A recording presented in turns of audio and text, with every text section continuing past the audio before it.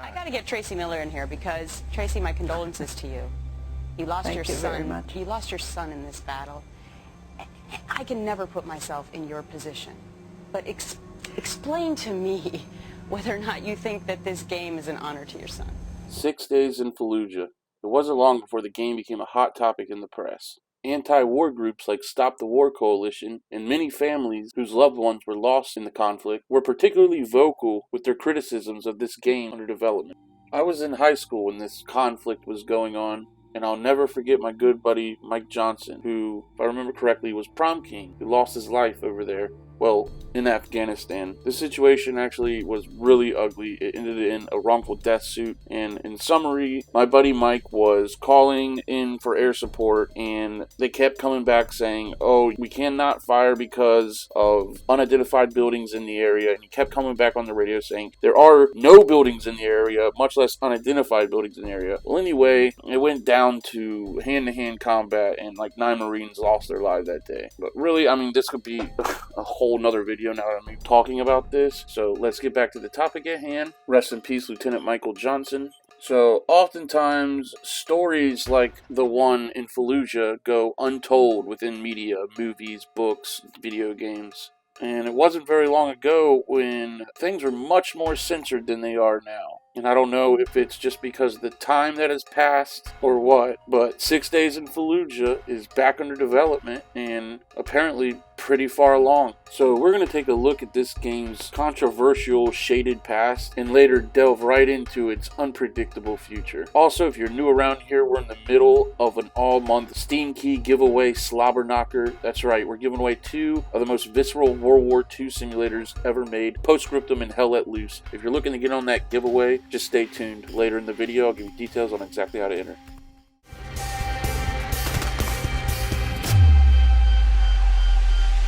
Six Days in Fallujah was a historical third-person shooter video game developed by Atomic Games.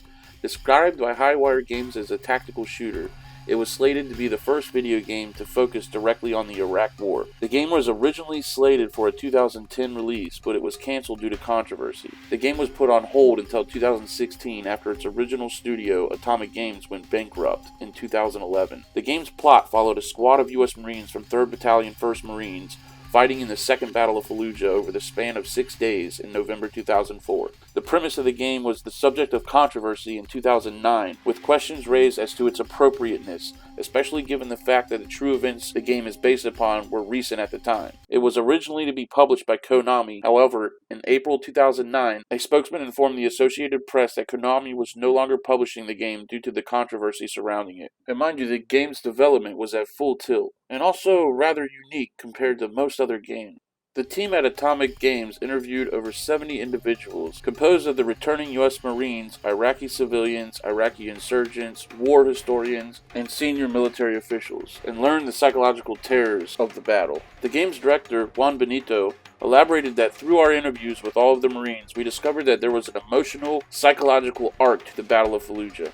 Atomic Games described 6 Days as a survivor horror game, but not in the traditional sense. The fear in 6 Days does not come from the undead or supernatural, but from the unpredictable, terrifying, and real tactics employed by the insurgents that were scattered throughout Fallujah. Benito says that many of the insurgents had no intention of leaving the city alive, so their entire mission might be to lie in wait with a gun trained at a doorway for days, just waiting for a Marine to pop his head in. They went door to door clearing houses, and most of the time the houses would be empty, but every now and then they would encounter a stunningly lethal situation, which of course rattled the Marines psychologically. GamePro has stated for Benito, giving players a taste of the horror, fear, and misery experienced by real-life Marines in the battle was a top priority. Benito states these are scary places with scary things happening inside of them. In the game, you're plunging into the unknown, navigating through darkened interiors and surprises left by the insurgency. In most modern military shooters, the tendency is to turn the volume up to 11 and keep it there. Our game turns it up to 12 at times, but we dial it back down too, so we can establish a cadence. Now, here's an exciting bit that kind of makes me a little angry at every current game. Atomic Games has also stated that the game's environments are 100% destructible and degradable thanks to a completely custom rendering engine, and it would surpass that of Battlefield Bad Company. Temte states that this engine gives us more destructive capability than we've seen in any game, even games that aren't finished yet. According to the developers, destructible environments are critically important in telling the true story of the events in Fallujah, as the Marines eventually learned to blow holes in houses using C4, grenade launchers, and airstrikes to blindside the insurgents waiting within, being considered as combat puzzles. It is also stated that the claim of the game containing destructive environments is genuine and not based around a goofy, out-of-place marketing gimmick. Hold on, did I just hear that correctly? So, if what you say is true, technically, we could just liquidate every inch of Fallujah as long as we get it checked out by the guys up top. So, as you can see, this title was really on its way to breaking some new ground in the gaming scene. But shortly after the announcement of the game, 6 Days was met with criticism by war veterans from the United Kingdom, as well from British pressure group Stop the War Coalition. To counter the accusations made by critics, in an interview with Joystick, Temte stated that, as we've watched the dialogue that's taken place about the game, there is definitely one point that we want people to understand about the game, and that is, it's not about the politics of whether the US should have been there or not. It is really about the stories of the Marines who were in Fallujah and the question. The debate about the politics, that is something for the politicians to worry about. We're focused now on what actually happened on the ground. Well, anyway, boys, saying all that to say, it's been 10 years now, and the world we live in is a different place. 6 Days in Fallujah is back under development, and has a planned release date of late 2021. Now, whether or not it's still a survivor horror, single-player campaign, multiplayer, that is unbeknownst to us. Now, I'm going to leave you with a trailer that I was certainly not expecting to release today, and of course, if you're looking to enter that giveaway, I'll have directions right after that. So I hope you guys enjoy. This one almost never saw the light of day.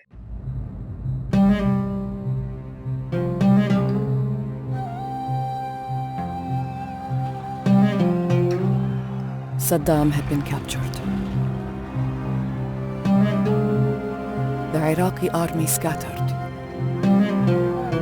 Lawlessness and fear gave Az-Zarqawi his moment, and he was prepared. They seized Fallujah, and the city was the first to suffer under their black banner. These terrorists were armed to the teeth. No one would fight against them. It had to be stopped, or the country will turn over to Al-Qaeda.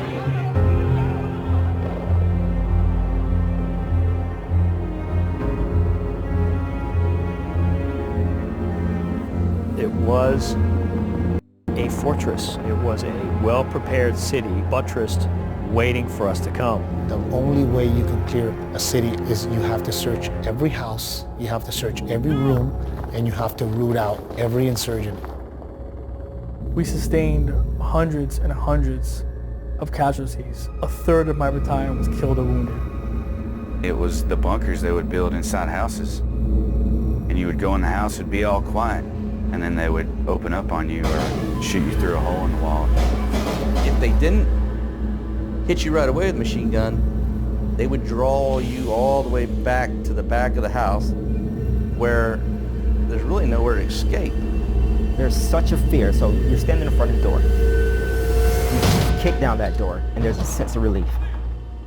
You only feel it if you survive.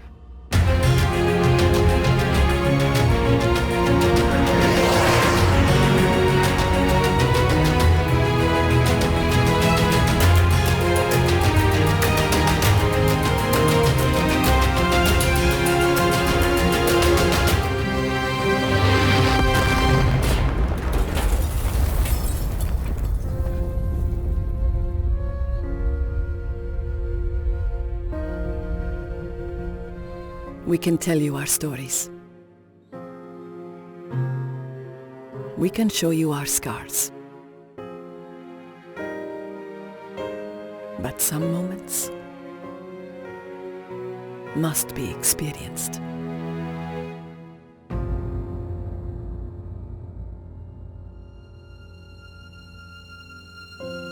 I think we've done a really good job of appreciating service members. I think we've done a very poor job of telling the actual story of what happened.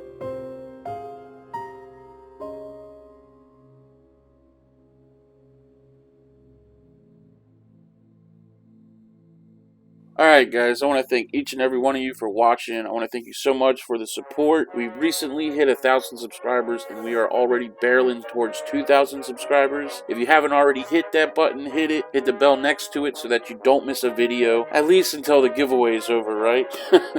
I kid. Alright, so here's how to enter. All you gotta do is be a little part of our community around here. Below is a link to our Discord, Boogie5 Gaming Etc. Discord channel. Come through. You gotta like this video, subscribe to the YouTube channel, of course, and drop a comment. But most important, when you drop the comment, leave your Discord name and number. That way, if you win, I can make sure the prize goes to the right person. Alright, guys, y'all be good to each other.